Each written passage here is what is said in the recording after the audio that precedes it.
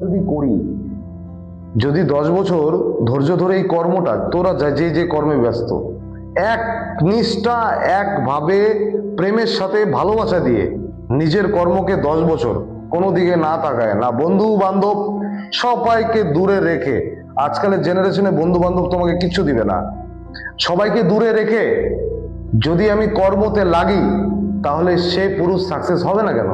হবে তো। সে ভালো ইনকাম করবে তো, কিন্তু ইনকামের রাস্তাটা তো তোমরাই নষ্ট করে দাও। তোমরা সমাজকে দোষ দিয়ে দাও, ওই বন্ধু আসলো আমাকে দিল, ওই বন্ধু আসলো আমাকে সেখানে নিয়ে গেছে, আজকে অনুষ্ঠান ছিল তাই গেছিলাম। অজুহাত, অজুহাত, অধৈর্য, অনিয়ন্ত্রিত। অজুহাত, অধৈর্য, অনিয়ন্ত্রিত, এই 3টে জিনিস আর মিথ্যে কথা বলা প্রথম ধাপ বের করে দিতে হবে শরীর থেকে, বের করে দিতে হবে শরীর থেকে।